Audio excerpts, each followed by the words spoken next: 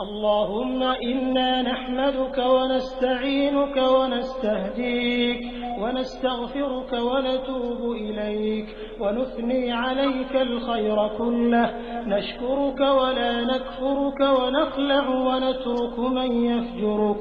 اللهم إياك نعبد ولك نصلي ونسجد وإليك نسعى ونحفد، نرجو رحمتك ونخشى عذابك، إن عذابك الجد بالكفار ملحق.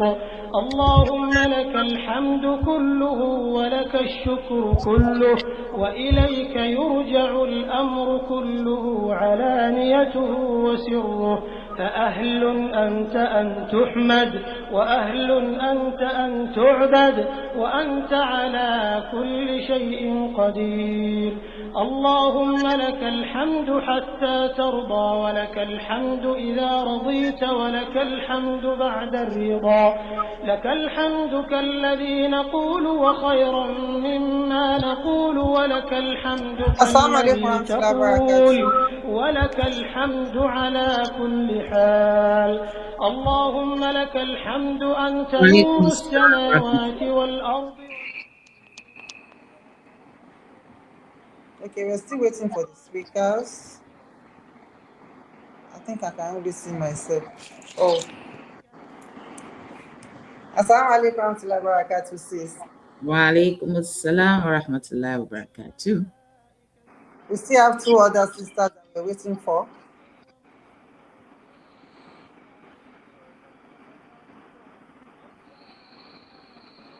I don't know if we can start because we're already set.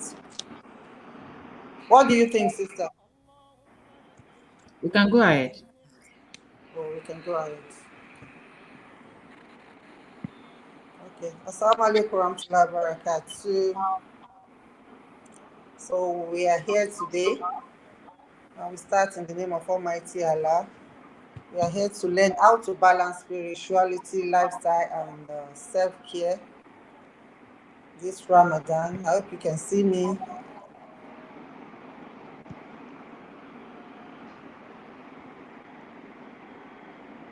Can you hear or see me? I can. Yes, ma'am. We can.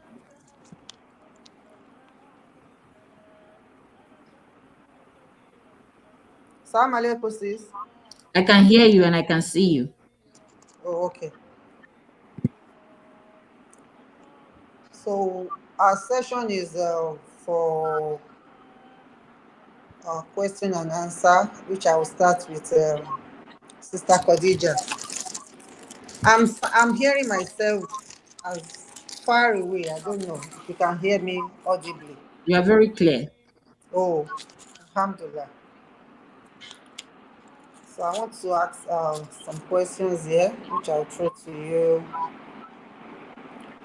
How can intention, niyyah, transform ordinary daily tasks into acts of worship during Ramadan?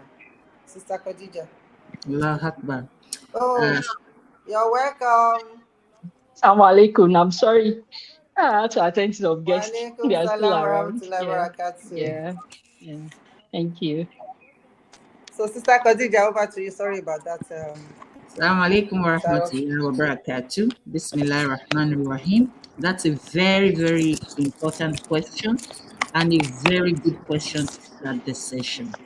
And the question says, how does the intention or our niyyah transforms the ordinary daily task into acts of worship during Ramadan? This is, the beauty of Islam. We all know that innal a'malu binniyat. As Muslims, whatever we do, as long as we have a purified intention, and even if the intention strays away for any reason, we renew that intention. We do that action pleasing Allah. We are sincere. Anything we do, as long as it is not haram, can actually translate to ibadah. MashaAllah, that is the beauty of Islam. There is no other religion on the surface of the earth that has that same thing. So in our daily, everyday lives, we just keep reminding ourselves that, oh, I'm taking care of my kids because I want to please Allah. I'm going to work so I can earn, and be able to worship Allah. Just renew that intention. Just continue to renew that intention and do everything for the sake of Allah. So it's very easy to translate our daily actions into ibadah. I would stop there. Okay. Jazakumullah khairan. And then I'm going to throw the Dr. Abib. I don't know if you're there. I'm here. Happy birthday. Can you hear me? Okay. Okay, I can hear you clearly. Yeah. So I want to throw this question to you. What signs of physical strain should women not ignore during Ramadan, even if they are Sorry? spiritually motivated? You can hear me? Okay. I can Can you hear hear you me now. now? I can hear you. Yeah. Okay, I heard. I said, what signs of So physical strain should women not ignore during Ramadan, even if they are spiritually exactly. motivated to push through? Jazakumullah khairan. First of all, Assalamu alaikum wa rahmatullahi wa barakatuh.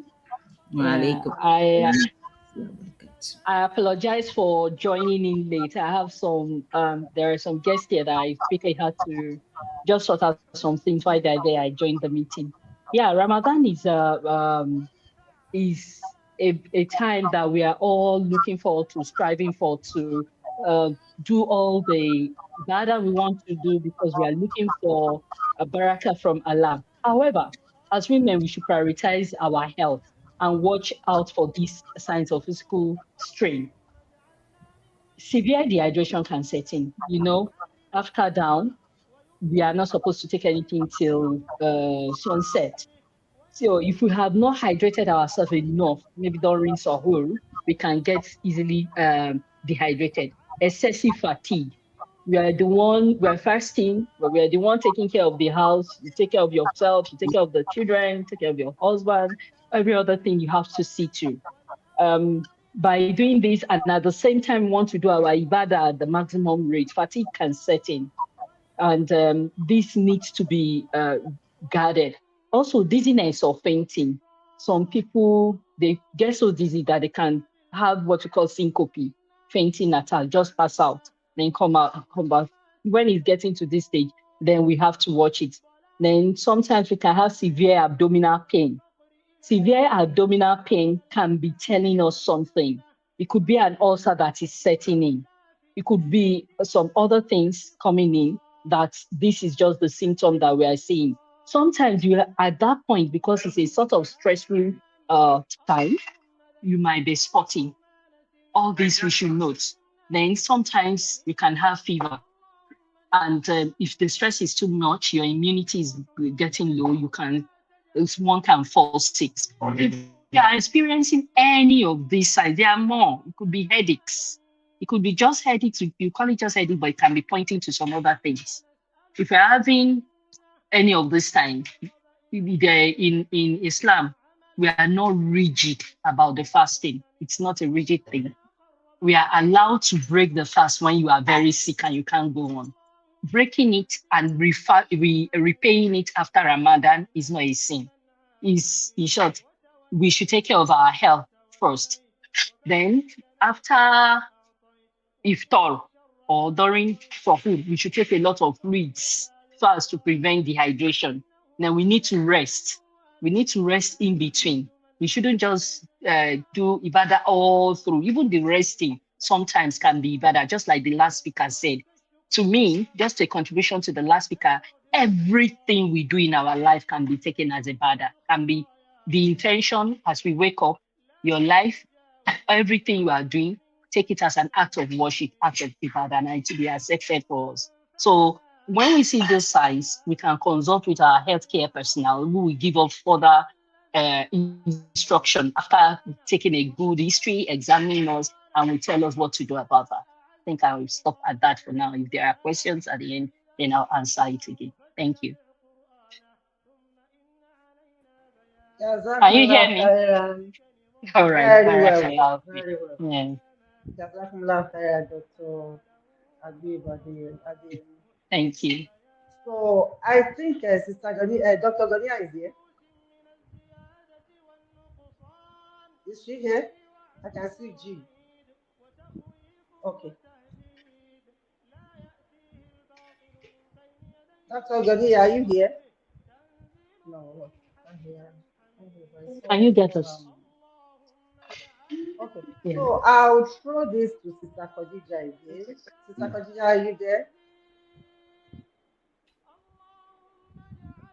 Oh, okay. What will you say to a woman who feels torn between religious devotion and caring for her physical well-being? What can you say about this so that our women can actually learn from your perspective?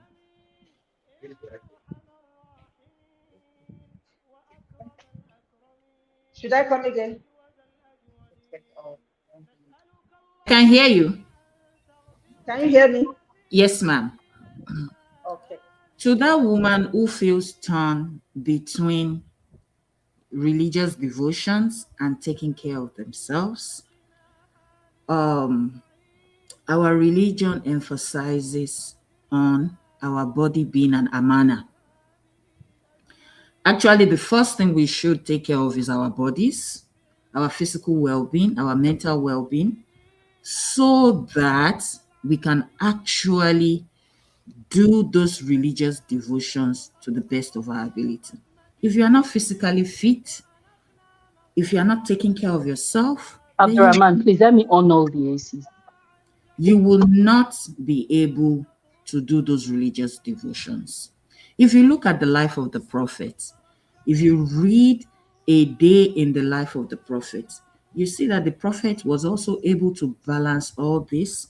He sleeps, he wakes, he prays, he goes about his daily sustenance. So that balance is much needed. And like we have mentioned earlier here, even taking care of ourselves can be ibadah. Renew your intention that I'm taking care of myself so that I can worship Allah better. So let's not feel guilty. Self care is not selfishness. Self love is not selfishness. Self care is because we want to be the best version of ourselves when we are worshiping Allah. And we are all in this together. Let me stop there.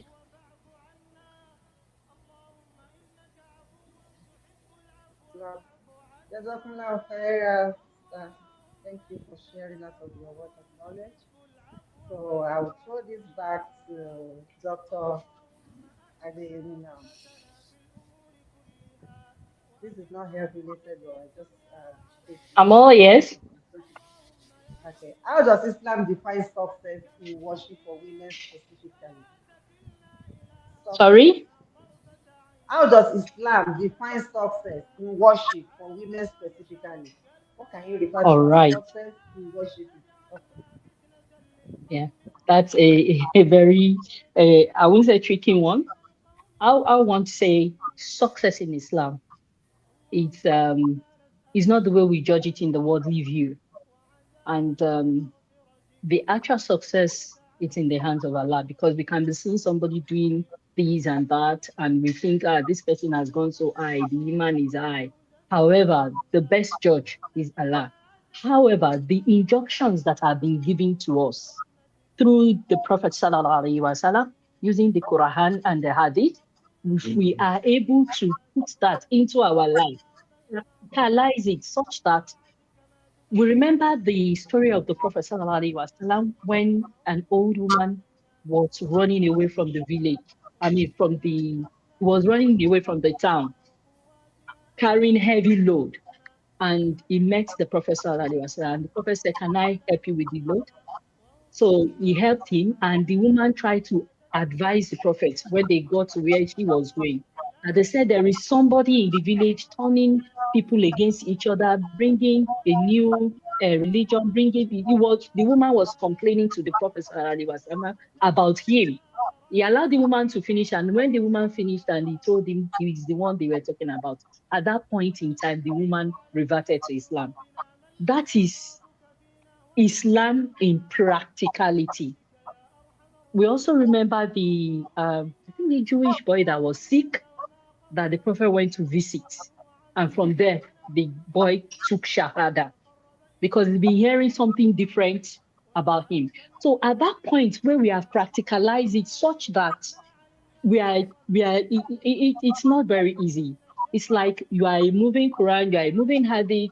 Try to do everything you know to the best of knowledge. But let's remember that we have to be moderate in everything we do as well. So in my own point of view, I can't really say we humans are to judge success for a woman in Islam. However, trying to balance everything together, your religion, your other life spheres, can be seen as okay, you've managed it well. But that success, sincerely, maybe the other speaker can speak on that. I can't really say because what we think is successful to our eye might not be success to Allah. That's what I have to say. Thank you. Jazakumullah khairan. Sister Konya, can you shed more light on this too? Let's hear from you. Mashallah, doctor did justice to that question. And really, success is what has been defined by the Quran and Sunnah. Success is what has been defined by the prophets. Success is what has been exemplified by the prophets. It's very different from what people call success here. You might be rich, you might have everything you want in this world, but in the eye of Allah, are you successful? I will join you. We should define success the way our religion has defined it. We should define success the way the Quran has defined it. We should define success the way the Prophet has exemplified it. I'll stop there. Jazakumullah khairan.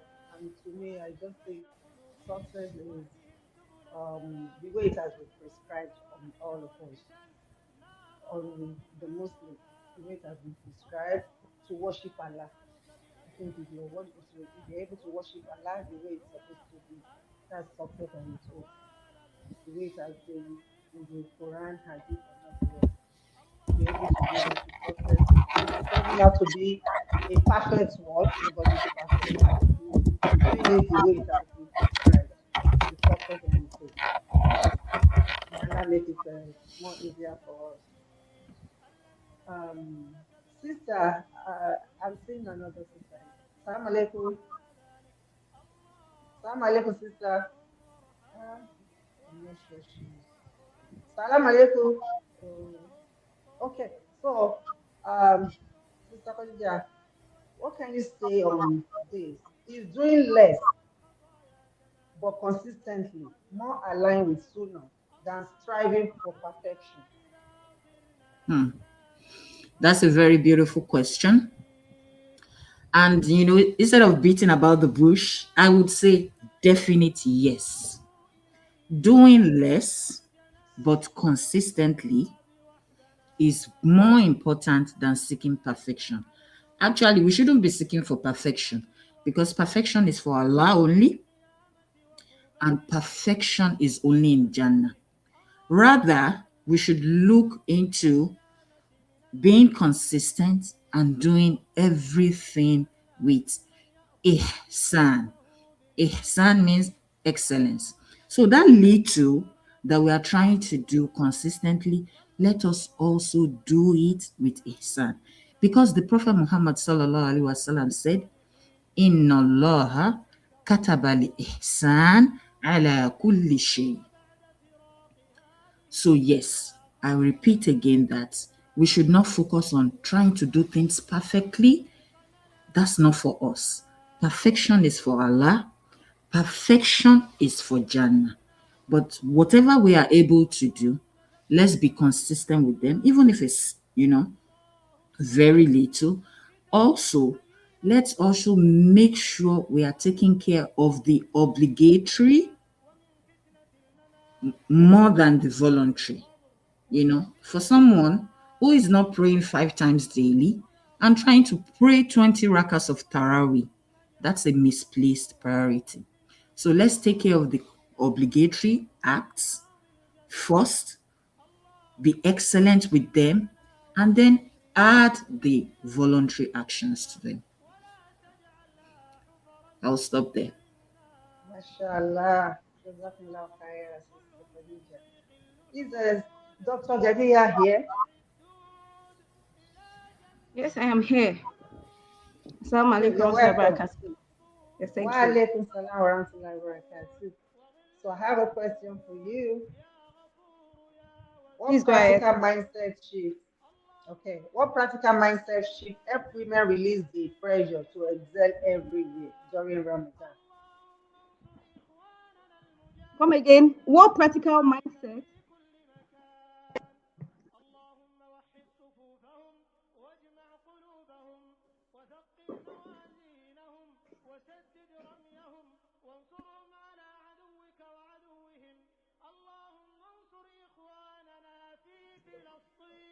Please come again. What practical mindset do?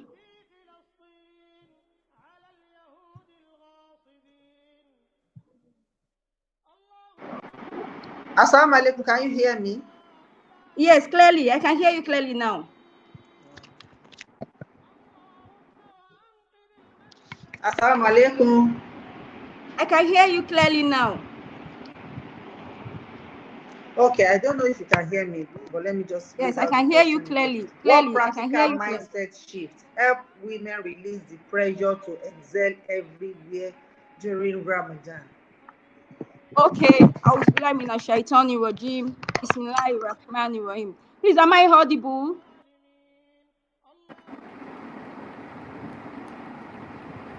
Okay, so if I'm audible, for Muslim women, there are so many practical skills that we can always put in place to help us with the Ramadan and to help us have a healthy and edible Ramadan. So one of these practical mindsets is thorough I'm organization, struggling to having a hear you. I planned can't hear. timetable.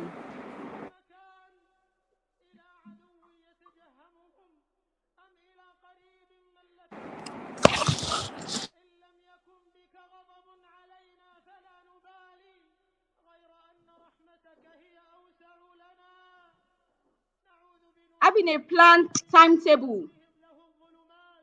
Am I audible?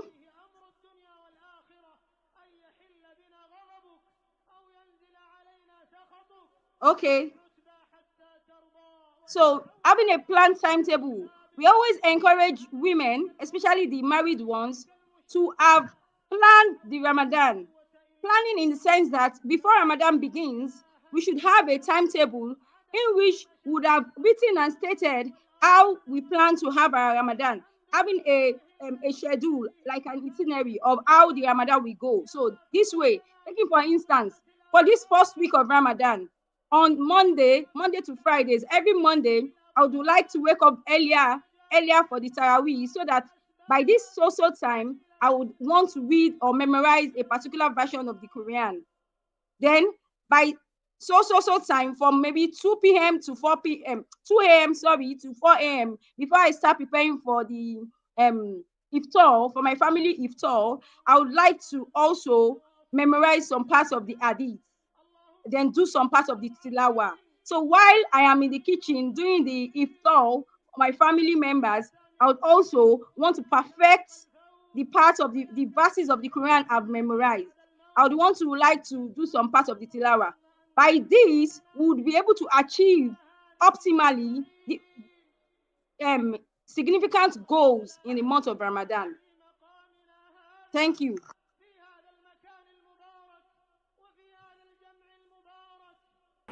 Okay. Can you hear me, Dr. Ganiya?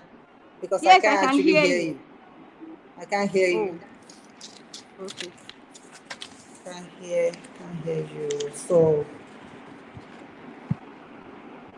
let me try and see what's wrong with my mic. Okay.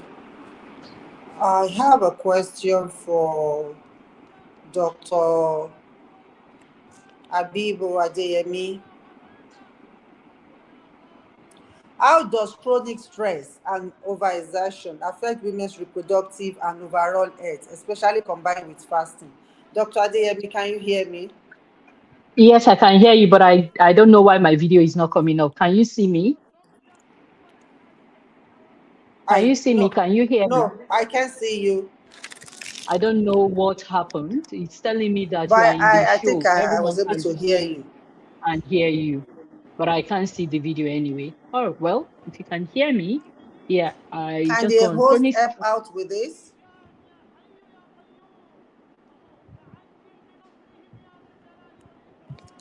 Dr. Adeyemi, were you able to hear my question? Yeah, I can hear your question. I can see others, but there is a sign here telling me you are in the show. Everyone can see and hear you, but I can't see. No, I can't see my own video. It's okay. Can go on. It was there initially. I don't know what happened. All right, chronic stress and While they are helping us over, to rectify this, can you just let's move on yeah, so that we'll chronic save time? stress.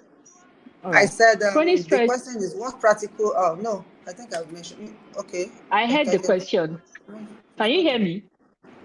Can you hear me? What does chronic stress and overexertion affect women's? How does chronic stress and overexertion affect women's reproductive and overall health, especially All when right. combined with fasting? All right, chronic stress and overexertion can have significant impacts on women's reproductive and overall health, especially when combined with fasting. Reproductive health, we have the hormone imbalance. This can cause stress that disrupt hormone levels, affecting menstrual cycles and fertility. And menstrual Assalamu irregularity, like alaikum, I spoke Dr. earlier. Adeyemi. Yes, please. Can you hear me? Can you hear me? The host has muted my mic. Can you hear me? I can hear you. Okay. I can hear. I'm walking around now so that you can hear me. Can you hear me? Can you hear me now? Can you hear me? Can you hear Can the me? host bring on Dr. Adeyemi? I'm on. I don't know why you can't hear me.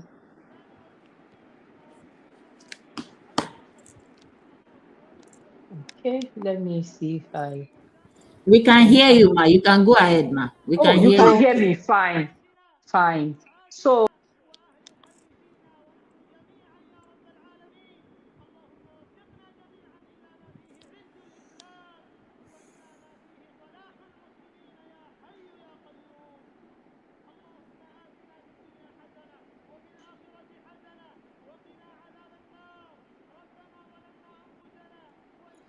So if you can hear me, can Dr. Adeyemi respond to the question? sorry, can others hear me? Can others hear Yes, me? yes, we can hear you. So it appears that is Simply Natural is the one not hearing me. Because I'm speaking. So stress and overexertion, as I was saying, can affect ovulation, which subsequently may affect fertility. But for this short period of Ramadan, it will take a real stressful situation to go this far. Also, it can weaken the immune system.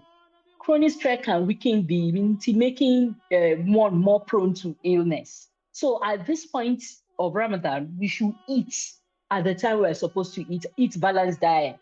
We tend to have sleep disturbances also because of stress, because the sleeping pattern may change for this period.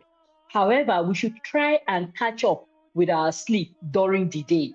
There are intervals. It is said that during the time of the Prophet Sallallahu Alaihi Wasallam, the sleeping period is after Zuhr, between Zuhr and Asri. It is the best time for us to catch our nap so that we'll be well rested. A lot of people sleep immediately after Fajr, while it is advisable, recommended for us. That time is the peak period we can make efficient use of our time and gain most in that time. If you notice, when you are reading, when you are trying to memorize at this time, you catch a lot of things. That's immediately after Fajr. But after Zuhr, between Zuhr and Asri, is the time for us to sleep, take our nap. Then chronic stress and overexertion can also affect our mental health status. It can cause mood swings for us. Anxiety is on the long run that it may lead to depression. But for this short period, I want to talk more on anxiety.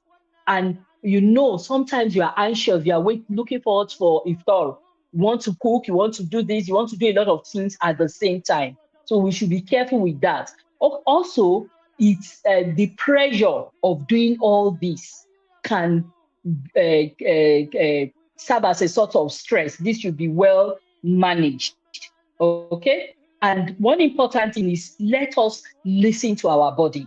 You know your system when we were not fasting outside Ramadan. So if you are experiencing adverse symptoms, consider adjusting your fasting schedule, as in what you are doing between dawn to dusk, or consult a healthcare if you think that the symptoms are getting out of hand. So we should listen to our bodies, prioritize self-care even during Ramadan. Make sure we are well hydrated and we eat well balanced diet. If we are able to do all this appropriately, we'll be able to manage our stress and exertion during Ramadan. Thank you. I don't know if you still hear. Jazakallah Khaira, Oh, Dr. Adeyemi. Barakallah fi. Barakallah.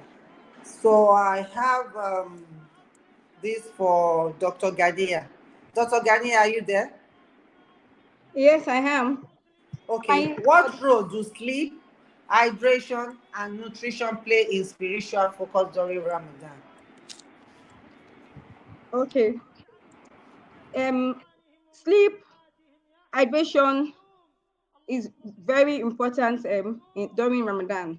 That is why it is important, and it is even sunnatic and rewarding to have iftar for Ramadan. Because when you have iftar, you ensure that you take adequate fluid just before the commence of the Ramadan, of the fasting, so that you can be well hydrated and then you don't go into dehydration. Because when you go into dehydration, you get tired because the body itself, the body metabolism starts secreting lactic acid, and then you become acidotic. So it makes you get exhausted, it makes you get tired easily, and then you become not effective. So it is advisable to take enough water before you commence your fasting, so that the whole of the system is hydrated. Your kidney doesn't get shut down easily. Your body itself doesn't, then you don't get dehydrated and get tired easily. So that's one of the numerous reasons why we need to get hydrated during Ramadan, so that we don't get tired, we don't get fatigued, then you don't get exhausted. Mashallah. Jazakallah Khaira, doctor. So to Sister Khadija.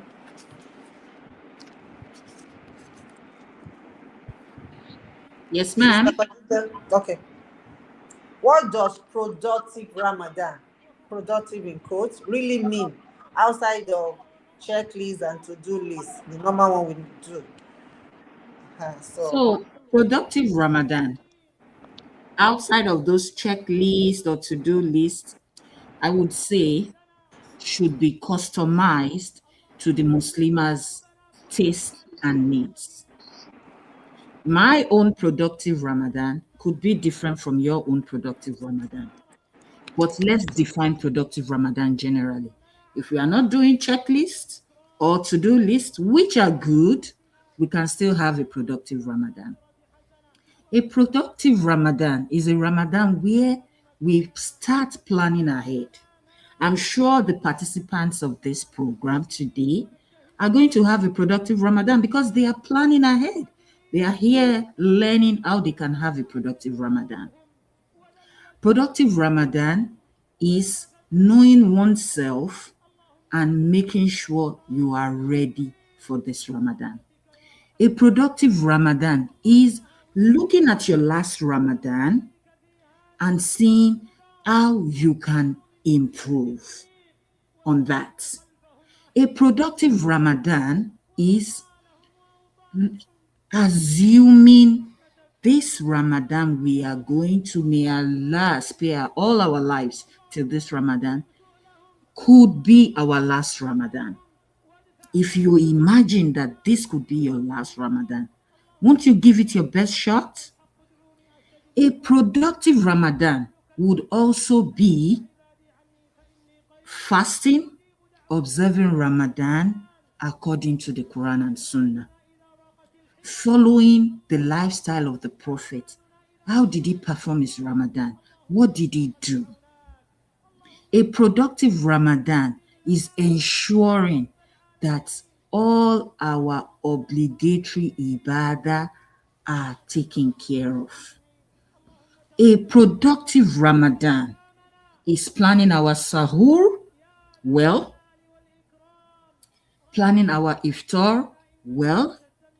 A productive Ramadan is organizing our schedule, organizing our life in a way so that Ramadan would fit perfectly. No matter who we are we sisters? Are we students? Are we wives? Are we mothers? Are we grandmas? Are we working professionals? Are we stay-at-home professionals? Whatever we are, we can actually have a productive Ramadan. I pray that Allah grants us all a productive Ramadan. Ameen.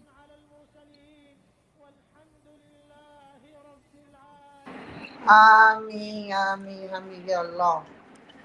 Jazakumullah khair, Sister Khadija, for that perspective. So I have this for Dr. Ganiya before I call on Dr. Adeyemi.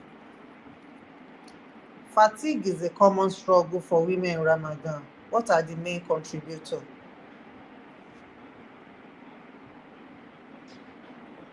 Okay. Yes.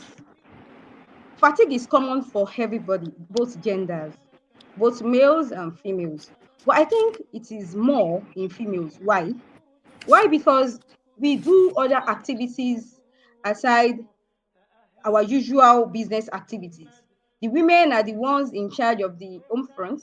They are the ones to take care of the kids. They are the ones to prepare food, to go to the market, to do all of those ones. And also at the same time, the working class women will still go to work and do the normal activities.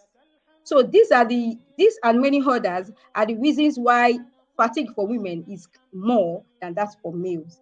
So how do we juxtapose this? How do we manage this during Ramadan? Because Ramadan itself is contributory to it.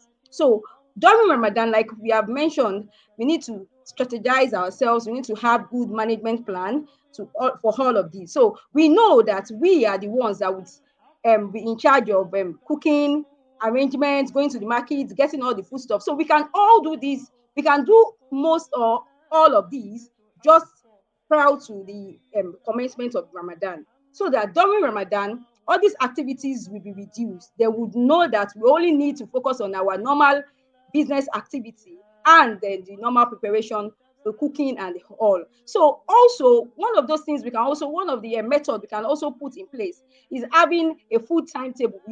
For food timetables, we can have food timetables, meals that we know are not exhausting, wouldn't take our time, and they wouldn't take all our energy. So sometimes this is also encouraged that we have the kind of foods that we know we want to prepare for the family. We can also make those foods in large quantity, keep them, refrigerate them, so that during Ramadan we don't need to start making all of those heavy foods anymore. So those are the methods that we can use to reduce fatigue, because naturally, the activities that we are going to engage in during Ramadan will make us get tired. So we don't need to add more to all these to the activities so that we don't get tired more. So we need to strategize. Thank you. Jazakumullah khaira. Thank you for that. And then over to you, Dr. Adeyemi.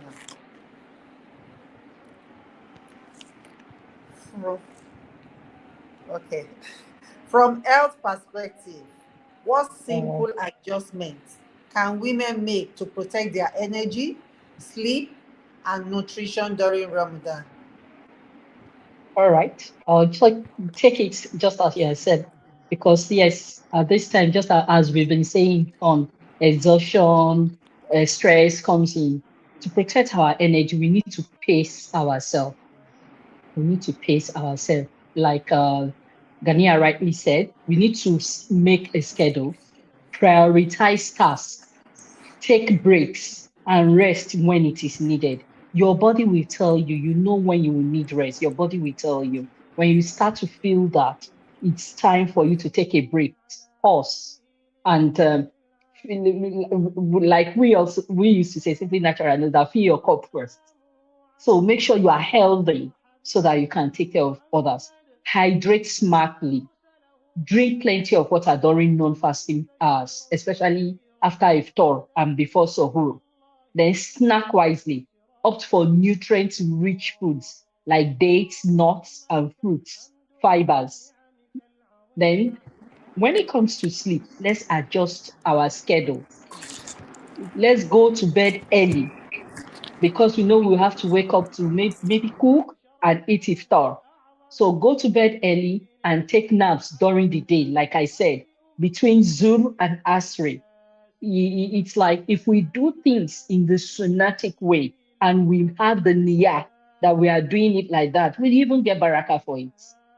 So create a sleep conducive environment. Keep your room cool, dark, and quiet when it's time to sleep. Because for some of us who are already used to sleeping late, we might still be having that difficulty sleeping. But if you create an enabling environment, then you can easily fall into sleep at the right time you're supposed to sleep so that you have enough rest before waking up for maybe iftar. Then talking about nutrition, like I said earlier, eat balanced diet, balanced meal, include complex carb, protein, and healthy fats in our suhoor and iftar. I know if any one of us don't know what to do, Simply Natural is there to help us out with this. She has all the cues just at her fingertips. That's Sister Fatima, the moderator. She has all the cues. Then avoid heavy meals, opt for lighter meals, especially before bedtime.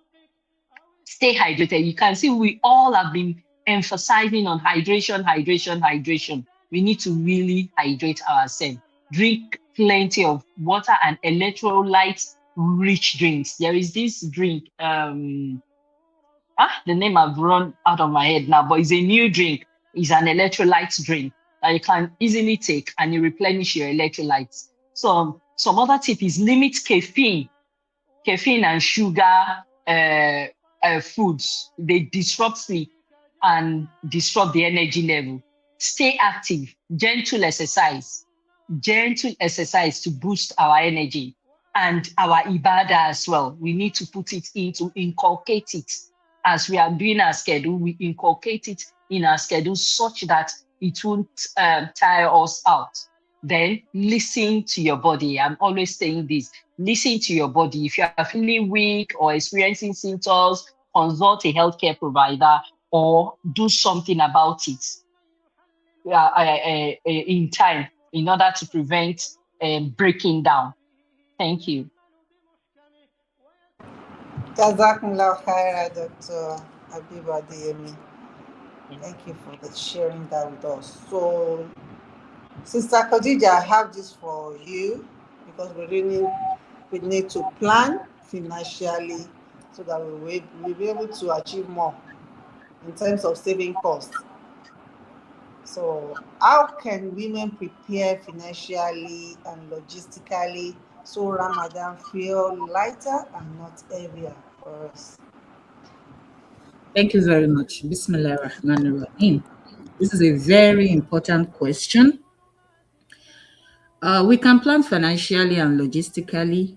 One, planning ahead, very important. Everybody has mentioned that today.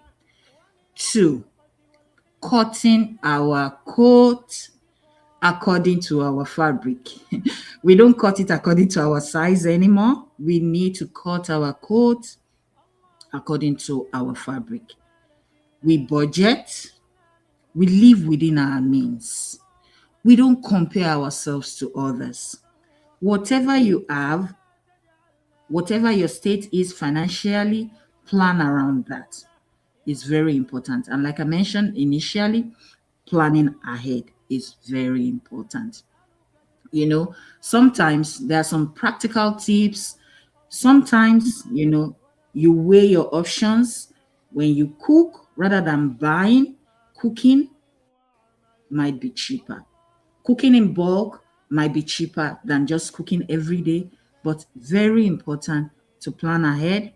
Very important to live within your means, to spend within your means. Very important not to spend more than you have. Very important to budget. Once you budget, you can put them down in writing, because sometimes when you calculate mentally, you might miss some things. But when you budget, okay, this is what we have, this is what we need. Okay, we can buy this right now, and then later on we can add this. And then, when you do all this, we would have a successful Ramadan financially. And lastly, do not compare yourself with others. Everybody has their own unique situation. Just focus on your own unique situation and see how you can get the best out of that. May Allah make it easy for us all.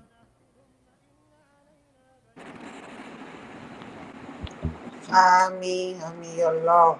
Ameen. Dr. Doniya. Yes, I'm Assalamu here. alaikum. Walaikum salam. Okay. What boundaries are reasonable for women to set at work or in the business during Ramadan? Okay, so for the boundaries, I would advise that we categorize the boundaries into three sections. We have that for the work schedule. So at work during Ramadan, we need to either passively or actively inform them at work that, okay, I'm a Muslim, I'm fasting. Sometimes it's advisable, we can put it on our status, Ramadan time, we Muslims fasting. So the activities at work, we can discuss with our superiors that if for those that are lucky or are opportune to have flexible work hours, they can request for working hours that are really suitable for the fasting, meaning that they can request for early working hours so that they can leave early at work. When they resume early, they work and they leave before the scheduled time. Like they can move their timing if it is a flexible time. If they are allowed to have flexible timing, they can request for early working hours so that they can get home for early preparation of the iftar. For Muslim women, it is advisable with request for such. In some organizations, they would allow.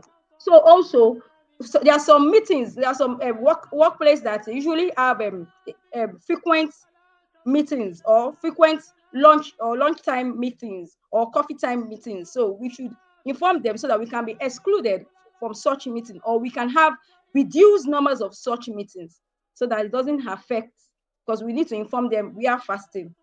Also the communication skills, communication gaps. So we can also, because during Ramadan, we should ensure that we would work towards getting maximum rewards, and we move away from activities or exposures that could affect or could make us go into sin during Ramadan. Intermingling is not advisable, even with or without Ramadan. But in some offices, the females mingle with men during a work time or something. So at such Ramadan, we should be extra careful and let them know that this is the period of Ramadan.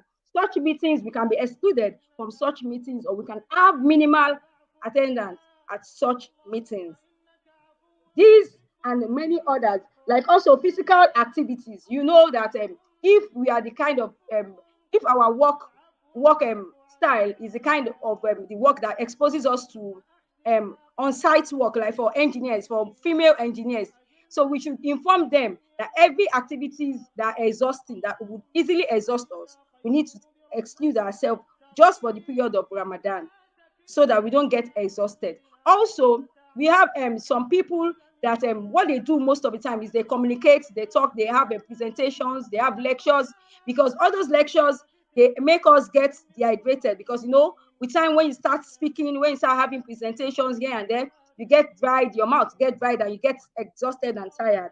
So as such, for such presentation, we can request for to have those presentations at early hours, when our energy is at the highest bring. So these and others are elders highlighted earlier are the methods that we can put in place for us to have LD Ramadan. Thank you. Jazakallah khaira, Dr. Ganiya. Thank you for sharing that with us. Dr. Adeyemi, how can women with demanding caregiving roles protect their physical health while fasting?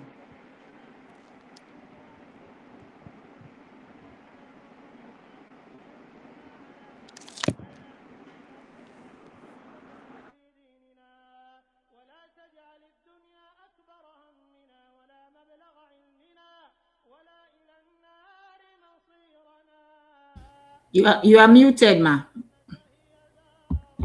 Sorry. All right. Sorry. Can you hear me now? Can you hear me now? Can you Yes, hear ma'am. me now? Yes, All ma'am. right. Go Yeah. ahead. I said, like we've been saying all along, even what Gania just said, that's Dr. Gania. It's during Ramadan for demanding roles, how we can plan it. We plan our schedule such that those demanding parts of our schedule come first earlier on in the day, where we still have the energy to carry them out, so that we don't leave them till when we are already getting sloppy, getting tired. Then it appears as if either if it is in office, as if she's lazy or she doesn't want to work. For those that are not fasting, if we plan it, even if you are doing workout exercise, we can still do our workouts during Ramadan. We can still do our gym during Ramadan.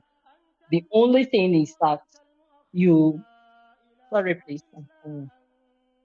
Yeah. The only thing is we make sure that this is done at the earlier part of the day, and it's well done. And of course, before then too, we might have our snacks.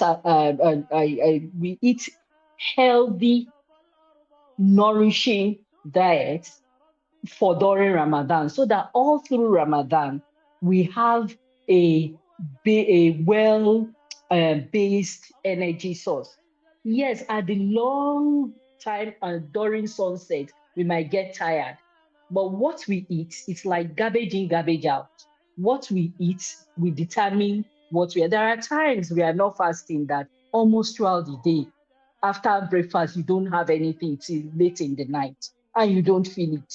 So we should also plan it such that what we are eating is always good, that that can take us through the day, such that sometimes during Ramadan you don't even know you are fasting. It's only when it's getting to more than half of it or at the tail end, yes, the body mechanism is now feeling the impact. That's when it should set in. So a well-planned schedule, we allow us, even those of us with demanding roles, to carry out our function, our task very well. Thank you.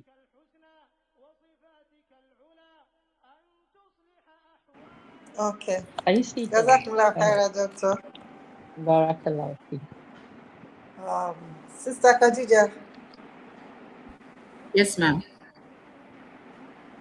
how can women plan their days around energy rather than rigid schedules? Can you come again, please? Can you Should I repeat say the it again? question? Yes, ma'am. How can women plan their days around energy rather than rigid schedules? Bismillah Rahman Rahim. I would suggest that first know yourself, know your capacity, and customize your day to meet your situation.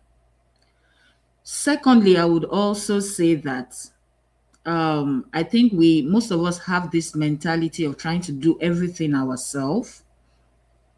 So let's try not to be a superwoman. If we are able to delegate, let us delegate. If we are able to assign, seek help from people, let us do that. I'm sure, I know we are energetic, we have the energy. However, exhaustion is real, right? And like the doctors have said, very important to have a well nourished sahur. Very, very important. I know every culture, every tribe has that thing that, is nourishing, not necessarily quantity. Because, in Saudi, you'll be like, I'm going to eat a very big bowl of food, which at the end of the day, we still feel the tiredness. So let's focus on quality of the food we eat so that we can have energy all day long rather than, quantity. Also, let us not underemphasize the importance of that midday nap. Even for the working class women, they can take, what they call power naps now. Is very similar to what the prophet did. It's called Keilula. So let's rest midday so that we can go on and then we can reserve that energy till iftar time. When it comes to iftar, let us not overeat because we'll be like, I've been hungry all day, I'm going to eat a lot. When you overeat, you become tired, it becomes counterproductive, and then hydrate and iftar, it's sahur time, hydrate at iftar time. In fact, some people even advise that if you really, really crave that heavy meal, maybe wait till after Tarawih. Because when you eat a heavy meal before Tarawih, subhanallah, it might affect your ibadah and you may not be able to pray a quality prayer. So these are some tips that I would like to share. Thank you very much.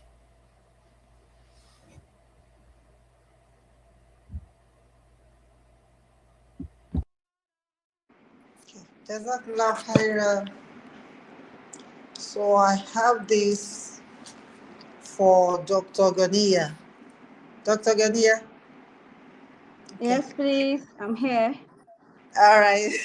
How should women listen to their bodies without feeling spiritually inadequate? Did you Oh, get that? very, very well. Very well. This is a Okay. very All right. good question. The first thing I would want us to first understand is as women, especially as married women, just doing the house chores, facing the home front, doing it well, perfectly well, has earned us rewards in the month of Ramadan. That alone should be reassuring. So we shouldn't always look at it as if we do not read the whole of the Quran, maybe 4 5 times, if we are not able to make 11 or 21 nofilas like other men or like the men do, we are less of a Muslim or we would not earn reward. No, it's not like that. Even the fact that we go to the kitchen from 4 p.m., spending just a single 1 hour in the kitchen, preparing iftar for the whole family, it's enough. I'm not saying we cannot do more. We should do more because in the month of Ramadan, it is advisable to always look out for rewards and how to earn more rewards. But I'm just telling us that as women, especially as married women, all those work activities that we do at home to ensure that the home front is not shaking, all those activities that we put in place to ensure that everybody is happy and everybody is settled at home, those activities are rewarding. They are rewarding and they are our rewards that are going to add to our scales on day of judgment. So for women, we need to understand that in the month of Ramadan, doing the other ibadahs too are very important, like I said. But the ones that are very primary to us, that we know that it is important we carry out, it is important we settle our own front, it is important we ensure the kids eat for their iftar and for their sahur. So they wake up, we wake everybody up for sahur, we wake them up, we prepare their food for sahur, and we prepare iftar. we make sure the house is neat, we make sure everything is settled. All those things are rewarding, and then there are also forms of rewards that we need to get during Ramadan. So aside that, little things, while we are doing all these activities, we can earn other rewards. Like if you chant askar while you are cooking, you are chanting askar. Those are double rewards. You are getting, as you are cooking, you are getting a reward. You're also chanting askar, you are getting another reward. As you are cooking, you are trying to memorize your Quran. As you are preparing the food, setting the trays, you're also memorizing the Quran. Though there are other activities that we can also do to ensure that it is our rewards are maximized. We can also do sadaqahs. We can, all the foods that we made, we can also ensure that we prepare food for some other sets of people, like additional people, that are people that are in need, that we can also give as sadaqah. That alone, the part of the foods that we have prepared, the fact that we are preparing food is rewarding. The fact that we are also giving out part of the food to other family members and not ours is also rewarding. So all of these things are things that we should be assured that as females, we already have rewards. We just want to build on the rewards. Thank you.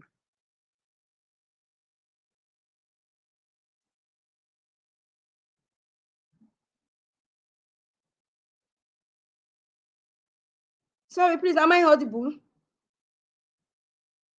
Yes, you are. Thank you. I wanted to add to, before the moderator comes back in, I wanted to add to some of the main contributors of fatigue. Now that we have our doctors in the house, I know they would agree with me. You know, from a regular woman, either, you know, a student in school, I want to suggest that we go for our annual checkups, because some health challenges also cause fatigue. You know, the doctors will agree with me, it could be thyroid, it could be anemia. So if you have checked everything, you are eating right, you have reduced all your stress, and you are still feeling that fatigue, it might be worth it. And I actually wanted to advise that, you know, since most people do the annual checks yearly, we can actually schedule it for right before Ramadan. So to see that all our numbers are good, you know, consult with the doctors and they tell you everything is fine. And if everything is fine medically, then we look at some other things, you know, that we do that is bringing the fatigue. I know that fatigue is part of normal life, you know, but when there is fatigue and tiredness and you take the necessary rest and you are still feeling fatigued, then you should look and dig deep and see what exactly is, you know, is going on. There might be something more that we need to look. Also, I wanted to mention that you know, in Ramadan, there's, I think there's a Ramadan specific, there are some Ramadan specific stress that comes, and I think that for example, a married woman, or a woman who has a family, you can have a meeting before Ramadan and you know, communicate with your family members. Are you a wife? It's good to communicate with your husband. You know, you can let him know how last year Ramadan is and how you want to improve on that this year. If it's the cooking, you know, there is a lot, you know, find ways of making it better. Some people maybe meal prepping. For some who can, maybe they have to order some things instead of making everything themselves. For some people, bulk cooking. So I think we just have to sit down and look at our situation and then see how we can improve. I know all problems, if not most problems, have a solution. We just need to sit down, look at our own unique situation, and then see how we can solve it. Ramadan is a month of blessing, a month of mercy, a month of forgiveness, not necessarily a month of feasting, but you know, we find our situation, sometimes we find ourselves in a situation where, you know, there's a lot of feasting, which at the end of the day brings fatigue to us. So we just have to be able to plan around that. First, communicate, you know, maybe communicate with someone who can help you, maybe your husband, your father, your brother, whoever it is, and then carry people along. So those are some points I wanted to add.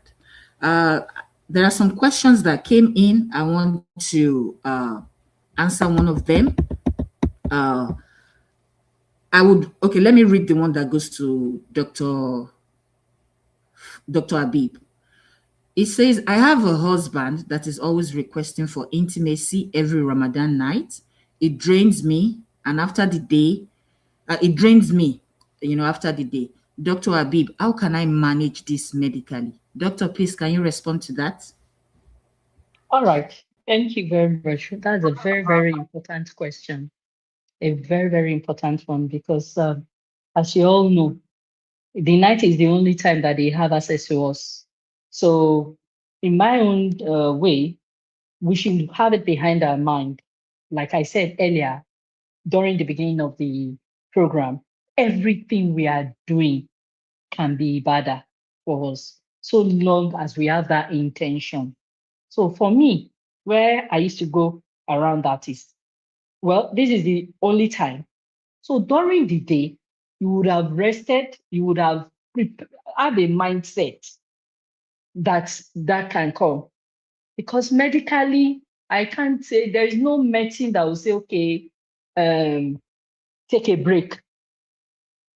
I wouldn't say take a break because even the act of intimacy, even outside Ramadan, is baraka laden if you do it the right way.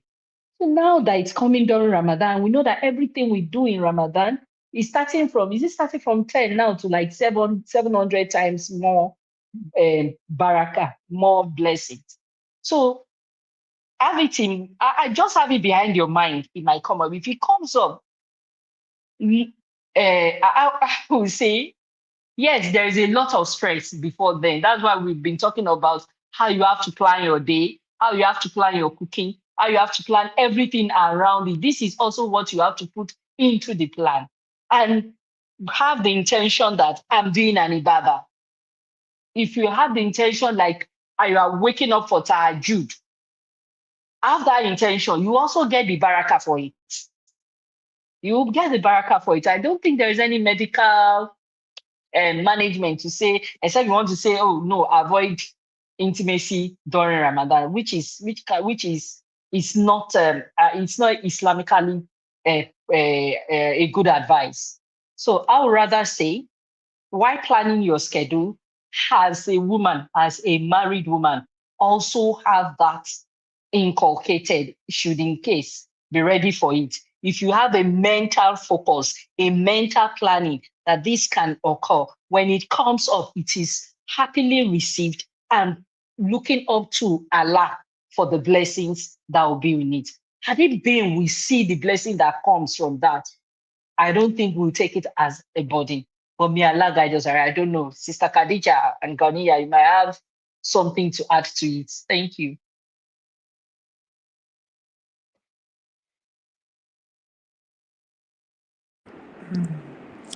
Okay, Jazakumullah khaira. You are muted, Ganiya. Okay, Barakallahu sorry. fi. I said I wanted to add one or two things to it. Thank you, Dr. Fatima. Ma. In the month of Ramadan, the fact that we are in the month of Ramadan doesn't mean that we should deprive our husband of having sexual intercourse. Like Dr. Fatima had mentioned, it is rewarding when it is done in the right way. In fact, it is one of the rewards that will weigh on your scale. So I know it could be tiring, like she has said, it could be tiring, but we just need to give it all. We are in the month of Ramadan and we can't deprive him of having sex. So, and it is only in the night that we are available for them. So what we can do for such women that their husband usually comes to them during Ramadan, in the night of Ramadan, because some men they are not always very sexually active during Ramadan. But for those ones that are active during Ramadan, please don't let us deprive them so that we don't cancel all our rewards in the month of Ramadan. We can do everything. We can ensure that we get nutrients, we get foods, we get hydrated enough fluids that are energy giving aphrodisiac fruits like watermelon. You can make it into juice, into smoothie. What's it called? Nutri milk, dates, dabinu. Not all these fruits. There are many. You can make them into juice and start taking them. You take them during Sahur, so that at least before Sahur or in the night or after iftar, so that you know that you can get energized for the activity. for the sexual activity at night. It is rewarding. Please don't let us deprive our husband of it. Thank you. Just to add to that, if we remember, it said, I'm not saying yes, we should exhaust ourselves, but when the man calls you for intimacy, you are not allowed to say no. When we say no, angels start cursing us. These things we don't see their real effect. So I'm not saying yes. In short, we should have time to discuss this issue with our husband. Yes, we should create that time to discuss it so that it can be planned such that both parties enjoy it and they are getting the baraka in many folds. Thank you. Assalamu alaikum. Thank you, doctor. I want to add to that too. So really, sometimes once you know a problem is half solved. So now that you know your husband's needs, and alhamdulillah, we're doing a program like this, plan ahead. Once you plan ahead, plan your day, you'll know that it will come in the night. Plan your day better, plan ahead so that you are not exhausted, and have an open line of communication with him. After you have tried all this and you still see that you're exhausted, discuss with him and see what also he can help with, so that because we know that intimacy is an act of ibadah, would go very well. So may Allah make it easy. I mean,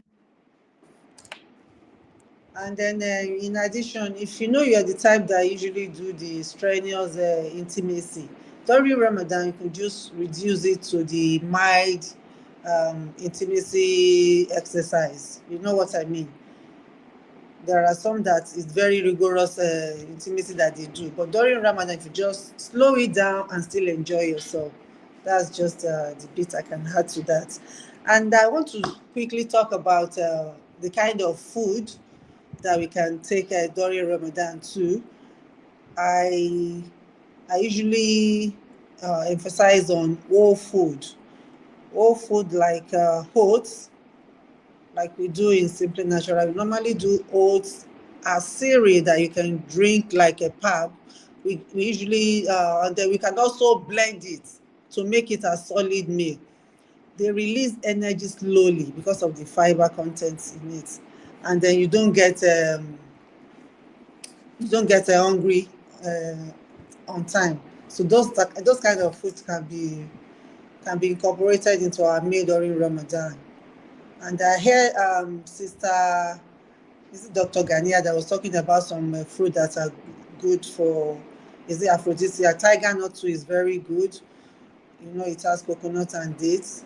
That one too can be incorporated for those that are, maybe those that get tired in terms of intimacy stuff. And pap too. During Ramadan, I do my millet in such a way that I don't even need to sieve it. And those are the things that we refer to as a whole food. Whole in the sense that you are not removing anything out of it. When you do pap, you need to remove the shaft and all the rest. We blend everything. Then you can use it as cereal, and then you can also use it as solid. Those one releases energy slowly, and it will make you fuller. So we can incorporate that as well into our meals. Or I think they said there are some questions. Let me see if I have any. I believe some questions came in and one caught my attention. So while you are Okay. can I go ahead and respond to that question, please? There's a question about being a failure. She said, I plan for Ramadan every year and still fail. What can I do? And I want to quote an ayah in the Quran that says, Qad aflahal mu'minun. The believers are successful. So I'm not sure where the idea of failing comes from, because as long as we are trying our best, we shouldn't call ourselves failure. So continue to plan, continue to see what you did well last Ramadan and see how you can incorporate it and see what you did that didn't go so well and see how you can improve it. But that mindset that, oh, I failed in my Ramadan, I think we need to change that impression because as long as we are doing what we're supposed to do, following the sunnah of the Prophet, fasting, then we are successful because Allah has promised us that the mu'minun, the believers, are both successful. And He has given all the attributes of a successful Muslim. Thank you.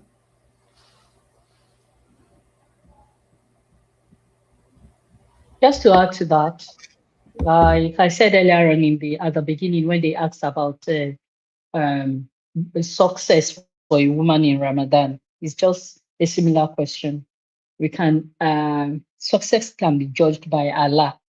That fact that you are even thinking that you have failed is enough to tell us that you are a conscious Muslim. You are a conscious Muslim and you want to attain the best. So I don't think you have failed. For you to be feeling, oh, I'm lacking in this, I'm lacking in a failed person is the one that doesn't, they will not even recognize. He will not even, if he's not fasting, he's not recognizing that he's not fasting. He doesn't see it as wrong as not to fast in Ramadan. Okay? So don't let that idea of I failed come to your mind. Yes, I've not done enough that I wanted to do. Yes, that can come in so that we can improve on whatever we have done. Okay? It's only Allah that can tell us that we have failed or not. People can see us as failure. Even if it is the smallest thing you are doing, if you are doing it consistently, he said that Allah loves most those things that we don't use to stress ourselves, but we are consistent in it. What you do consistently is what Allah loves most. So please don't let us take it as we are failed. The fact that you are fasting alone is a success for us. May Allah accept our ibadah from us and not pointing on our face on Yawm al Qiyamah. Assalamu alaikum. Salam alaikum. Please let me just add one thing to it too. My dear sister, as a Muslim, as a female, you can never fail in the month of Ramadan. The fact that you are a female, the fact that you are a female, in the month of Ramadan, you shed blood, you menstruate, and you still do your roles as a female at home, maybe a married woman. That alone is rewarding. The fact that you are a wife, your husband will call you during the night that he's ready, you want to have sexual intimacy with you, and you still give him, that alone, you are successful. So don't look at, like every other person has mentioned, don't look at what every other person has done. You know that your own relationship with Allah is intact. Please, you have not failed and you will not fail. Thank you. Dr. Ganiya, there's another question I think you'll be able to answer. It says, Yes. how do I preserve my health during Ramadan and still be productive? If you can help us with that, ma'am. Okay, how do we preserve our health during Ramadan and still be productive? Okay, Yes. so for us to have our health preserved during Ramadan and still be productive, it means we have to start planning that before Ramadan. One of those things that we need to do before Ramadan is that we should ensure that we always engage in pre-Ramadan checkup. Somebody earlier mentioned that. Those pre-Ramadan checkups are those things, activities or the checkups, health checkups that we do to ensure that we don't have any comorbidity, any ill health. Like we don't have any disease that will make us just normal or below normal PCV level because we shed blood every month, meaning that our blood level is usually just at the margin, maybe 30%. So we need to up or maximize it. Like we need to get some hematinics just before Ramadan so that we know that we optimize our PCV and we know we are very well optimized. That's one. Secondly, before Ramadan, we can check our blood sugar level and see that okay, we are not diabetes, we don't have any blood glucose disorder or any other thing, because if we have that and it is not sorted out before Ramadan, it could make us get exhausted and it could affect our health during Ramadan, or Ramadan itself could add to it. Also, for people that are they have peptic ulcer disease, some people they have ulcer disease, but the ulcer is not chronic, it's just mild form of peptic ulcer, or they have gastritis. What it means is that when they fast consistently, they start having heartburn, they start having stomach ache. For such people, there are some people that the ulcer disease is just mild. For such people, if it has been diagnosed, they can have some medications just prior to the commencement of Ramadan. In the morning, they can take omeprazole just before they start the Ramadan, and immediately after they break the during iftar, sorry, they take the second dose. So that will help to cover and then to prevent them from coming down with severe form of peptic ulcer disease. So diseases like even as simple as malaria, we can screen ourselves and check if we do not have malaria, because malaria itself, it's glucose draining. Once we have malaria, maybe before Ramadan, the malaria is just there, but we do not know. It's asymptomatic. It's not coming down with symptoms, but we have it. It is better we treat such malaria, because when we start fasting and the stress of fasting itself now contributes to it, the asymptomatic malaria might progress to become symptomatic. Then we start falling ill, we start getting tired easily and all. So all of these things should be in check just prior to Ramadan. We should ensure that we are healthy, we have checked ourselves, and we have corrected any illness just prior to Ramadan, so that we can be healthy and physically fit for Ramadan. Thank you. Thank you, Doctor. There are two questions here that I wanted to respond to, and they are around, cooking, lots of cooking. My husband likes 4-course meals. My in-law loves lots of iftar. So I would say that, planning ahead is very important. I would also say, try to carry people along, from these in-laws or from this family, or if your husband is the type that can help you, don't try to do everything yourself. Plan ahead, meal planning, whatever you can cook ahead of time. If they are not so rigid on the exact type of food, you can try to replace the very difficult food with the easy food. And if there are in-laws that you can talk to help, ask nicely, so that you can work together to make the task lighter. Somebody also asked about the lots of dishes during Ramadan. I think that you can also plan around that. If there is a way to reduce the dishes, maybe use disposable items. If that's something you can do, you can do that. If there is a way you can ask help, I have mentioned this, asking for help, numerous times. Sometimes it's not about the asking of help, it's how we ask. Most of us have this mindset of trying to be a superwoman. Please let us ask for help. Asking for help is not a sign of weakness. And if you have tried all methods and you still have those dishes, and you think that it's better, just to go to bed early, you can see if postponing the dishwashing to early part of the day works better for you. Just weigh and see which one works better. If you go to bed early and then you wake up early, you do your ibadah, maybe you will have that time to wash the dish. But sit down and don't have that mind that everything is set in stone. What can I do? You know your situation better. See what you can do. Ask for help from anybody who can help you. Don't be a superwoman. Don't do everything yourself. And make dua. Make dua. The last thing I want to mention is that fatigue, tiredness is part of normal life. It is only in Jannah that there will be no tiredness, there will be no fatigue, there will be no sickness. But when it now starts getting to more than we can bear, that is what we are talking about. If you can manage your fatigue, that is good. But if we are looking for a life without fatigue, that is in Jannah. So what we are trying to achieve here is how we can manage our fatigue, how we can manage our day, so that the fatigue is not more than that which we can bear, so that the fatigue should not go to the next level, causing sickness or causing whatnot. May Allah make it easy for us. May Allah grant us all productive Ramadans. May this Ramadan be the best Ramadan for us ever. Amen.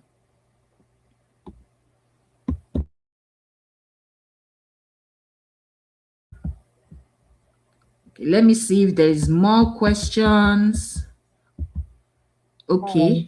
Okay. There was a question for Sister Shola. I think I have to take my leave now. There is a call from the hospital. There's an emergency. Okay. I hope You can give the your audience have concluding. learned. Yeah, I hope we've learned a lot from the session. I pray we are able to inculcate what we have learned here. And I pray this Ramadan be a fulfilling one for us, be the one that will allow we accept from us to and reward us with Jannah Firdaus. Whatever I've said that is right is coming from Allah. All the ones that are wrong is from me. May Allah forgive us our shortcomings. Assalamu alaikum wa rahmatullahi wa barakatuh. Wa alaikum assalam wa rahmatullahi wa barakatuh. Jazakillah khairan, ma. Dr. Ganiya, over to you.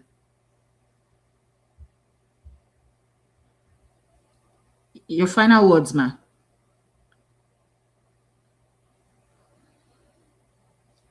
My final words for the Yes, ma. Muslim women, yes. Alhamdulillah that we have come to the end of this program. I want us all to ensure that we inculcate all this we have discussed here, all these practical aspects that we have discussed here into this Ramadan and see how it works for us. And inshallah, it will definitely work for us. Now we still have the time. We have some weeks before Ramadan. We can start the process now. We can start the planning now. We can start our timetable now, our work schedule now, itineraries now, so that at the end of the day, we can maximize the reward in Ramadan. May Allah make this Ramadan not the last for us and for any one of us. May Allah make us have many more Ramadans and many more rewarding Ramadans. Thank you. Thank you, ma. Amen to the duas. And to conclude the session, I want to remind our sisters that the first question we started with for this session was about intentions. Let us renew our intentions no matter who we are. Are you a student? Are you a wife? Are you a daughter? Are you a divorcee? Are you a widow? Are you married? Are you single? Whatever you are, remember you are still a Muslimah. Renew your intentions that you are doing this Ramadan for the sake of Allah. Make dua that Allah makes it easy for you to have the best Ramadan ever. Take care of yourself. Take all the tips that the speakers, especially our doctors, have given to us. Take care of yourself. Do not be a superwoman.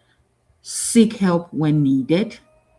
And I pray that Allah grants us the best and the best of Ramadan. Ameen. Assalamu alaikum wa rahmatullahi wa barakatuh.